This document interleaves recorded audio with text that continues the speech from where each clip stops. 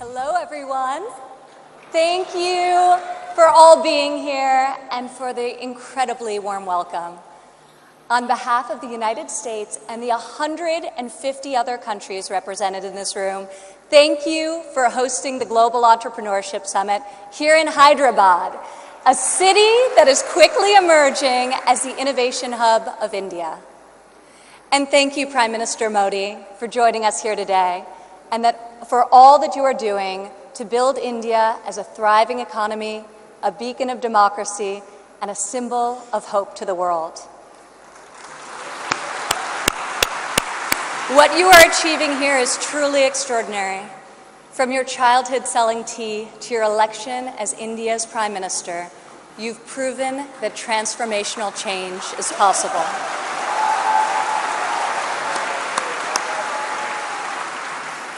And now you are bringing that promise to hundreds of millions of people across your country.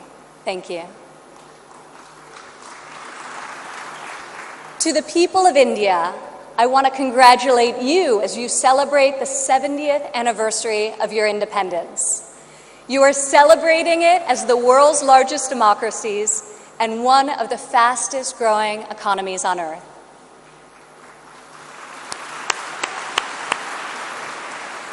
Through your own enterprise, entrepreneurship, and hard work, the people of India have lifted more than 130 million citizens out of poverty, a remarkable improvement and one I know will only continue to grow under the leadership of Prime Minister Modi. All of you are helping India's middle class reach its goal of nearly 500 million people by 2030. You have opened new universities across the country.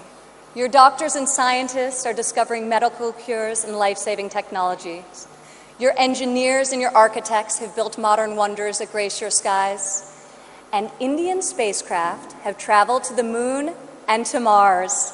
The people of India inspire us all.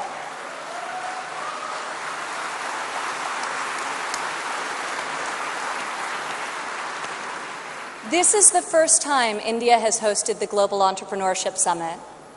It is a symbol of the strength and friendship between our two people and the growing economic and security partnership between our two nations. As President Trump said earlier this year, India has a true friend in the White House.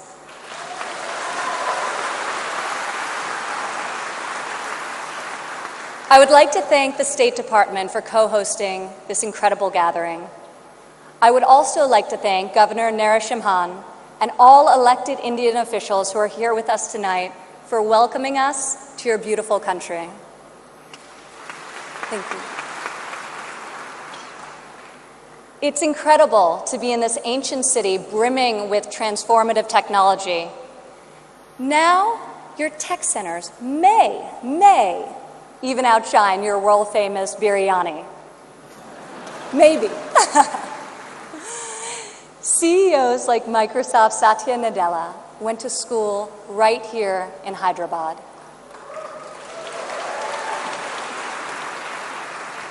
Just a few kilometers away, T-Hub's brand new facility is set to open next year and will become the largest incubator in Asia. In this city of pearls, the greatest treasure is you, the dreamers, the innovators, entrepreneurs, and leaders who never give up, never abandon your aspirations, and always strive for a better tomorrow. Today, we come together to celebrate what is happening here in India, what is happening in the United States and all over the world. Entrepreneurs are revolutionizing our economies and improving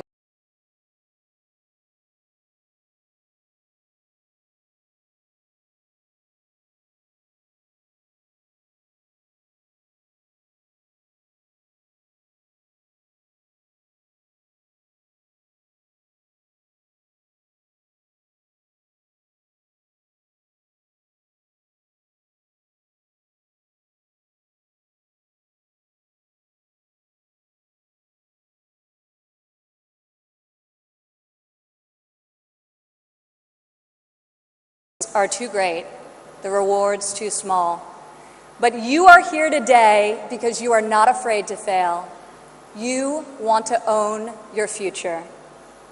So I want to congratulate you on all that you have already accomplished.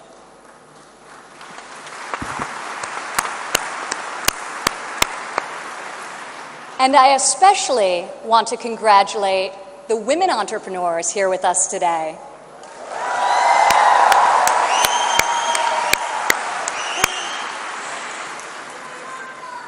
Thank you.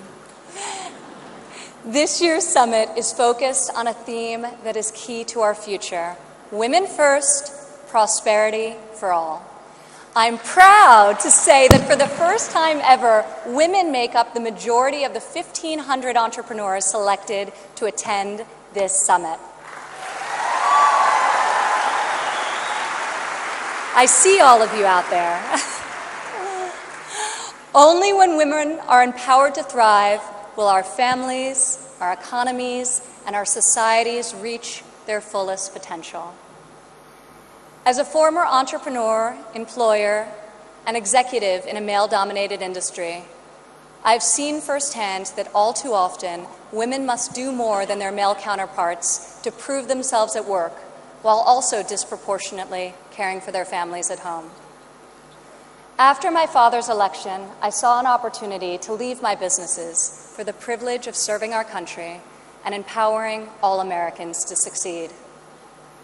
Our administration is advancing policies that enable women to pursue their careers and care for their families, policies that improve workforce development and skills training, and policies that lift government barriers and fuel entrepreneurship so that Americans can turn their dreams into their incredible legacies. In the last decade, women have made remarkable strides in starting new businesses. Globally, between 2014 and 2016, entrepreneurship activity amongst women has increased by 10%. In the United States, within the last decade, the number of women-owned firms has grown by 45%. Even more promising, minority women have started nearly 8 in 10 new woman-owned businesses.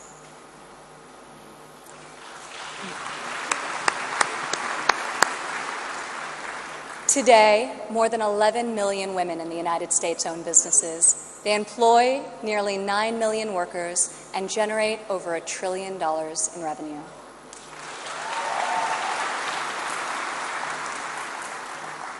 Many women become entrepreneurs and job creators out of necessity.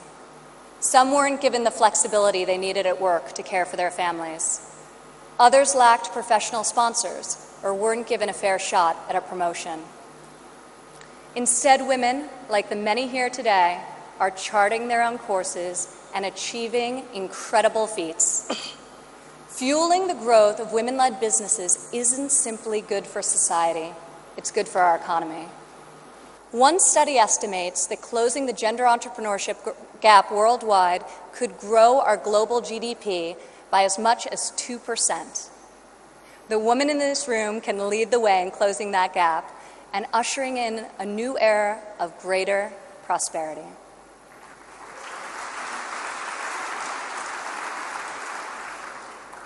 Yet despite the soaring rate of female entrepreneurs, women still face steep obstacles to starting, owning, and growing their businesses.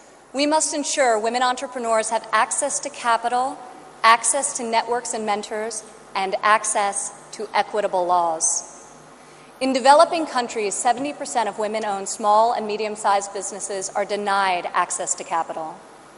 The result has been a nearly $300 billion annual credit deficit for women entrepreneurs in the developing world. In the United States, a Harvard Business Review report found that investors ask men questions about their potential for gains, whereas they ask women questions about their potential for loss. This could in part explain why women entrepreneurs received less than 3% of venture capital funding in 2016. We are working hard to reverse this trend. The U.S. Small Business Administration, for example, increased lending to women by over $500 million this year alone.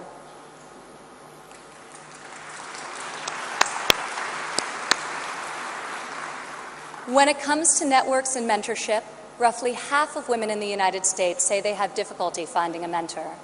Yet mentorship is critical to success, as each of you knows. Entrepreneurs need professional guidance to help them start and grow their business.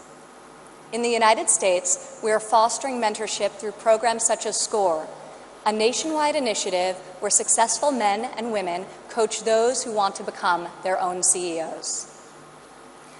And when it comes to equitable laws, while many developed and developing countries have made tremendous strides, there is still much work to be done. In some countries, women are not allowed to own property, travel freely, or work without the consent of their husbands. In even more countries, the cultural and family pressure is so great that women do not feel the freedom to work outside of the home. Our administration is striving to promote greater opportunity for women around the world, both through our domestic reforms and our international initiatives. This summer at the G20 conference, the United States was a founding member of a bold new initiative with the World Bank, the Women Entrepreneur Finance Initiative, also known as WEFI.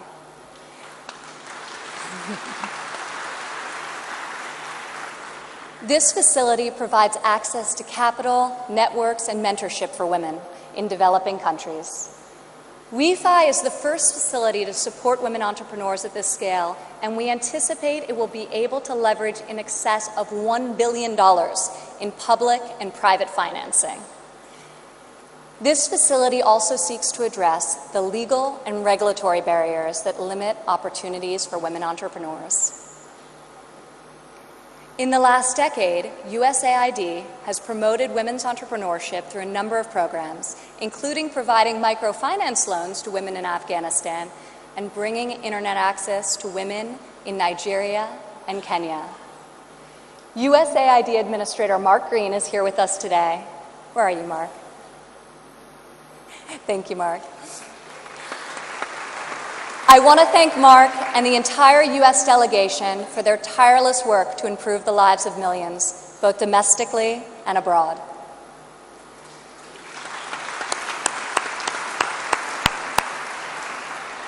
Further, as each and every one of you can attest, this summit is yet another powerful example of a U.S. initiative that connects entrepreneurs around the world with investors who believe in your mission and will champion your success. I want to thank the U.S. business leaders who have traveled all the way to Hyderabad for this inspiring event. I also want to congratulate the more than 350 American entrepreneurs who were selected to be with us here today to represent America's brightest talent.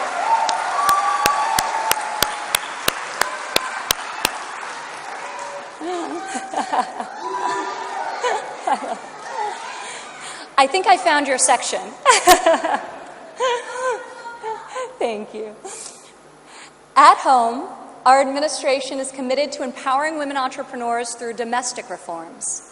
In the past 11 months, we have expanded apprenticeship programs and prioritized STEM education to ensure that women and men have more opportunities to master the skills that drive progress in the 21st century. We have dramatically reduced job-crushing regulations, which disproportionately hurt entrepreneurs and small business owners. And we are laser-focused on passing long-overdue tax cuts. This will provide much-needed relief to working families and to businesses of all sizes. Also this year, for the first time ever, the President's budget included a proposal to establish a nationwide program for paid family leave. We are committed to supporting women and men who work both inside and outside of the home.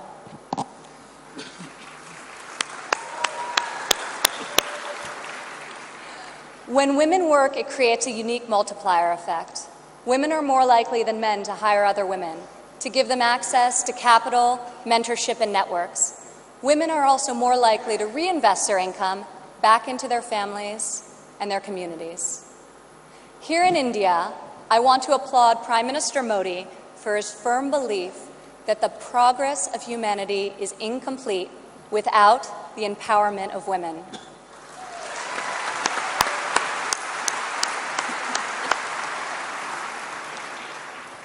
Just consider, if India closes the labor force gender gap by half, your economy could grow by over $150 billion in the next 3 years.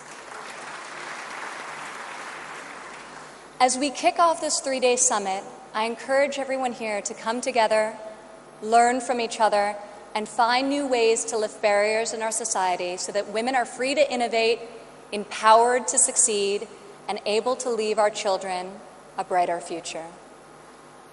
As we strive for change, we must never forget that the best hope for our future is far greater than any single government policy. The source of our success is found in the spirit, the drive, and the talent of our people. Here with us today from San Francisco is Dara Dotz. Dara spent over a decade working in underserved communities around the world. She witnessed firsthand that many times people need very simple items: a bucket for carrying water, a splint to treat an injury, a part to fix a generator. Dara co-founded Field Ready to provide life-saving supplies through 3D printing. Today, Dara's company responds to disasters all over the world and delivers humanitarian aid with cutting-edge technology. Through her innovative solutions, Dara is saving lives and bringing hope to thousands of communities. Thank you, Dara. Please stand up, Dara.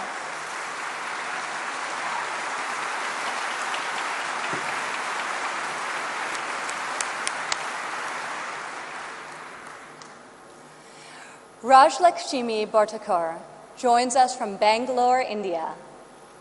When her son began having seizures at a young age, she decided to create her own solution to better monitor his health. Stand up.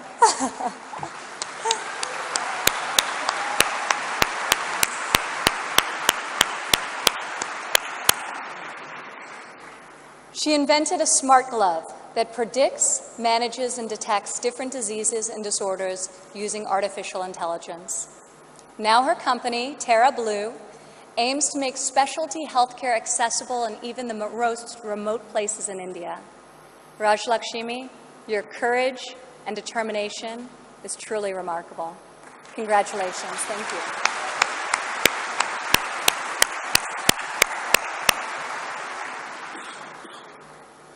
Also here with us today is Rayan Karmalova from Azerbaijan. Rayan, please stand up.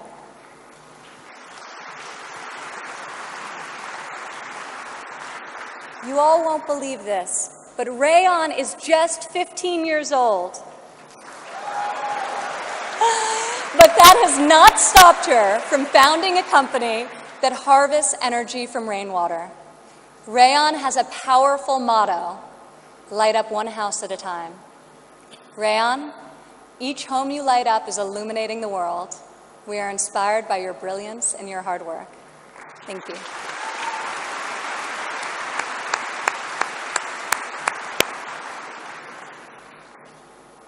These women represent the vision, the ambition, the grit of every entrepreneur here today. You are saving lives, creating jobs, and bringing hope to our communities. You are transforming our societies one business and one customer at a time.